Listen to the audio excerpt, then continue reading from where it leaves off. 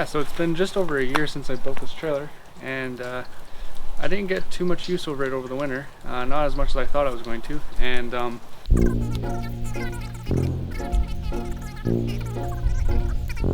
so that being said, today I'm going to attempt to do some work on the trailer, and as you can see I chose the perfect day to do it. So yeah, this is the Checkbox 5x8 trailer that I built. And I'd like to do some updating here.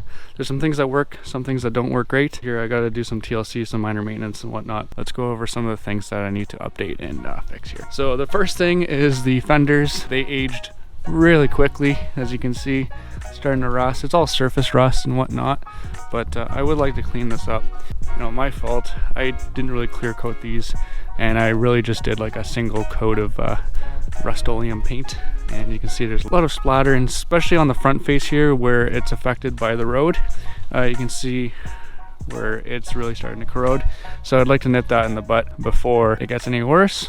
Look around here, I still haven't had a chance to replace the fuel tank here, so it still has a crack with the duct tape on top. It doesn't leak fuel other than that. You know, you can start to see that. Oh, what is that? That is a gross gunk. Ugh. I don't know what that is. Some kind of growing stuff. Walk around here, yeah, same story on this side. The fender's a little worse for wear, and I replaced this grease cap on the hub. There's actually a hole here and the grease just falls out, and so I got a new cap to replace there. The paint on the rims are actually holding up pretty good. I still have to add my marker lights. The trailer hasn't leaked at all, which is nice. I've been kind of, oh geez, that's hard to open, monitoring it over the winter. I haven't had any leaks. As we go in here, okay, let's get that. That's another thing I'd like to do is kind of build something that's a hold open, so I can stop using this little piece of wood. It's effective, but there should be something a little bit more effective than a piece of wood. And yeah, so looking inside, the trailer has not changed very much since the last time you've seen it. Go inside. The battery has been removed, and that's because I let it go flat. It died on me, and it didn't even have enough power to like turn the lights on and stuff. So I had to remove it and charge it manually inside. Again, it's not the cold rated lithium battery. I really should have opted and bought that one. You know, lessons learned, not the end of the world. The battery only weighs like 26 pounds, so it's really easy to remove. Took me like 5 minutes. I got to replace this main circuit breaker here, this one here. These little breakers here have a bad rep, and this thing would trip let's say like 30 amps or 40 amps, something way before its load rating. It is a 200 amp breaker, and that's way oversized for this. It's not the right size for this setup, so I have a 50 amp Blue Sea Systems circuit breaker, and I'm going to replace that. Just kind of plug and play. It's the same style, but it's a brand name one, so it should a little bit better. I'm going to start, and I'll answer some of the questions that some people have had. So how are the floors doing? Floors are doing excellent. You know, I'm really happy with the install. My trim here holding up really good, as you can see. I put carpet down in the winter just because the floor can tend to get a little slippery when it's wet. But other than that, the joints haven't peeled back or cracked at all. I haven't experienced any movement, and the only really markings and wear and tear that these floors have seen, and let's see if I can find it. It's from, yeah, so you can see it there. There's some grooves in the floor there, and that's from my feet on my bed. I simply just nail gunned pegs to the end of the feet, and the nail heads would actually scrape the floor. So that's more user error than anything. But other than that, these LVT floors are awesome, and they're holding up really good. Ceiling still looks like the day I installed it. Really happy with that. Still giving off a nice aroma cedar smell. I like that. Another popular question was the insulation under the floor. How is that doing? Now I'm gonna crawl on the ground here when it's all wet, so this is fun. But here, I'll give you guys a visual. Grab this and lay on the ground. That's dog poop. Ugh. Alright, let's go around the front here. So as you guys can see, the insulation is still there, still holding up excellent. I'm really happy with that. Really simple install, and I didn't lose any headroom by installing it on the floor. And again, these are just wood screws with large washers holding that insulation in place, and then I gone ahead and I spray foamed all the nooks and crannies. So yeah, this is XPS rigid insulation. There's 2 inches of it. It's holding up incredible. I didn't decide to install like kind of a an undercarriage protection. Simply, you know, budget. It would cost a lot of money and material to enclose this space, and I actually like the idea that it's open, so critters and dirt and debris and stuff can't get lodged and stuck in between. This way, it just kind of gets wet, it dries out, and this kind of rigid insulation isn't it doesn't absorb moisture. So happy with that. It's holding up great even after a year. Isn't springtime the best? I'm wearing these new hiking boots because I'm trying to break them in for a spring canoe trip, and of course the first 5 minutes of wearing them I step in dog poop. Yeah.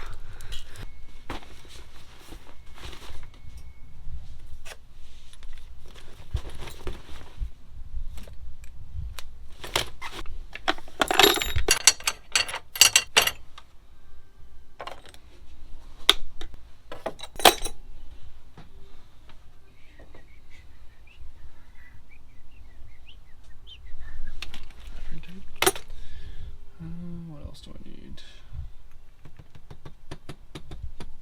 That should be good.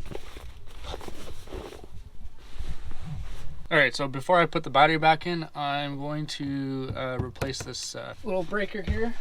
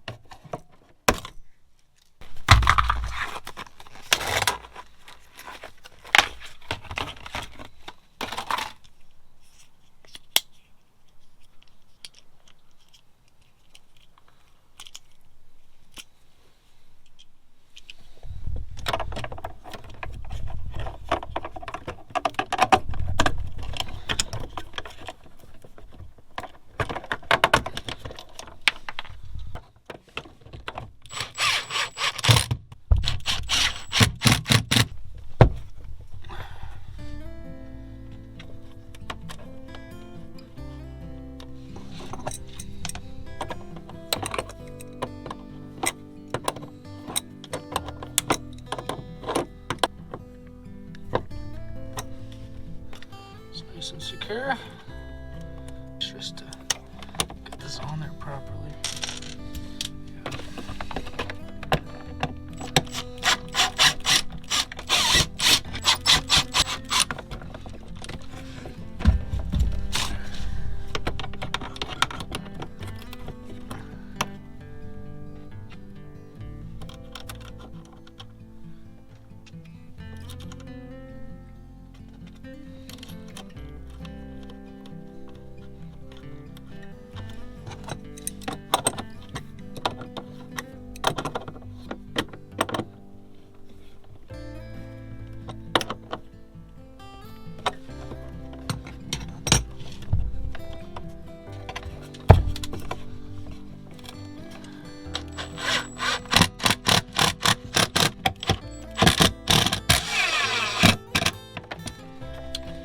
It's all nice and secure now.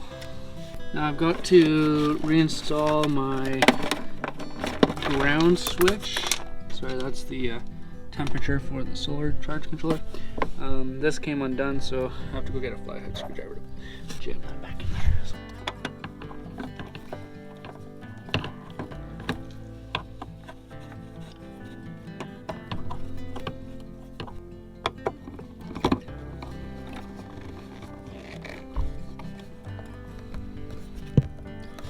Let's get the battery back in.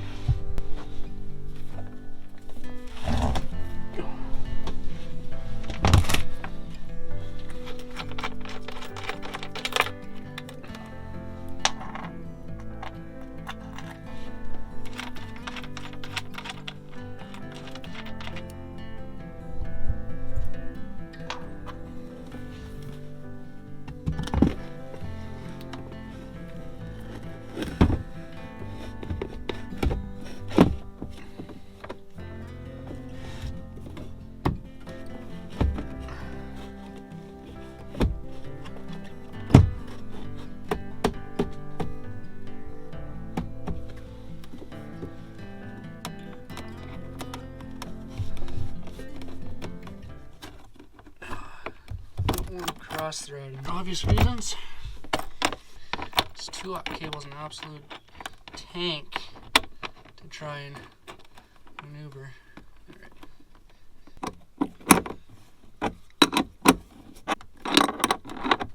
Okay, that's good.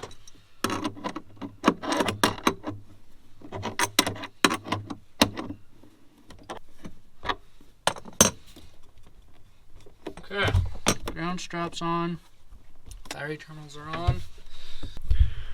I'm gonna grab this temperature wire, kind of wedge it back up where I had it. Now it's just a matter of turning everything back on. So I'm going to, these are on. Yeah, those are on. Let me put that on and put this on. The display's coming on. That's coming on. Cool. I'm assuming I have to reset my battery monitor, which I do not remember how to do. I believe this is 100% now, so I have to look up the settings on how to set that up again. I'm gonna plug my solar panel back in. That's another thing I need to install, is like a breaker switch or something, so I can disconnect the solar panel from the charge controller, because right now I'm just basically going on the roof and disconnecting it manually.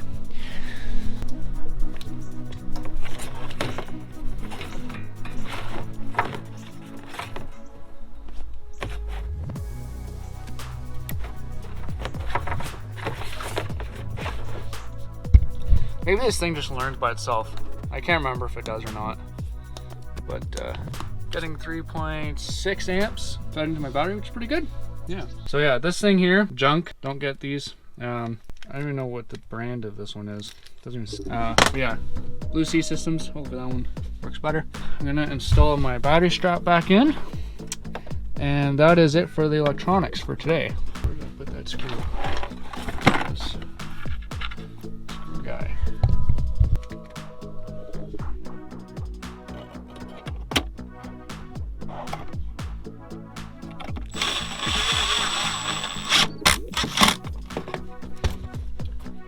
Battery in place. Let's turn on the heater, because I haven't ran that in like 2 months. So should probably just let that fire up and do its thing.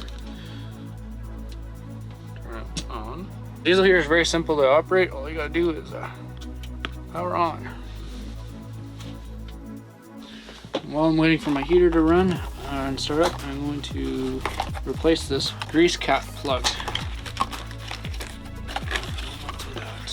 Might as well replace them on both sides.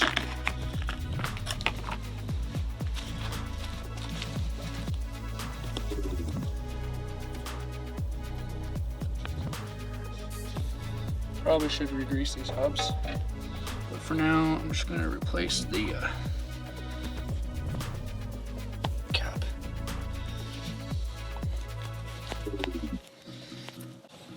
Look at that, fresh rubber hub grease caps. Here's the diesel pump going.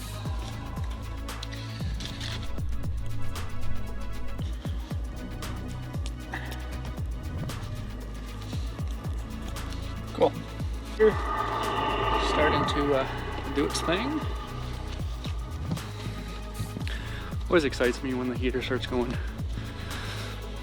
Just the fact that this little trailer has its own heat sources, I think pretty neat. Just pumping out nice hot air now, and panel is pushing 6.8 amps. That's neat. So yeah, it looks like everything is working and operational now after some time of not being used. It's funny how you forget how you did things, and then once you start getting back into it, it kind of like muscle memory.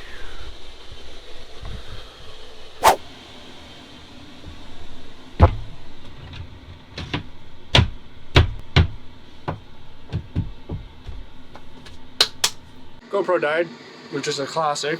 I don't know. Okay, it's a hate-love relationship with that thing. Running the heater here, just kind of getting things loosened up a little, because its trailer has been sitting, and that's just how things happen. I think I'm just gonna do some springtime cleaning. Gotta sweep the floors and stuff, grab this poop dog covered carpet out of here.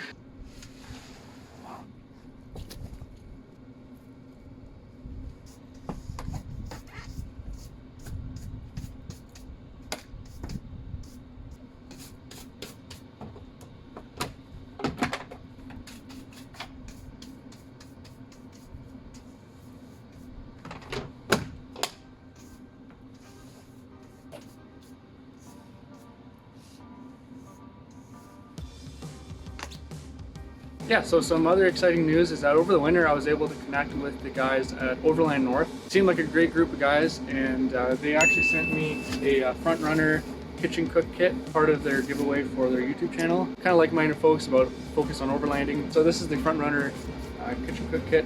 It's a really full out kit, nothing I would use on my backcountry like backpacking trips, but for overlanding with the trailer, this is perfect. There's a full out kitchen cook kit here, and so I'm going to figure out a way how to mount this in my kitchen arrangement and actually put it to use. The other exciting opportunity is that the guys at Overland North invited me to participate in the Gathering 2022 at Alpine Hills, happening this summer in June, and I'll leave the link in the description down below. It's a live event, full weekend Overland Expo type thing, and I'm really excited to showcase the trailer live, and so if you're interested in joining, you can reserve your tickets and come to the event and actually see the chuck box in person. That being said, I'm going to focus on getting this kitchen here set up.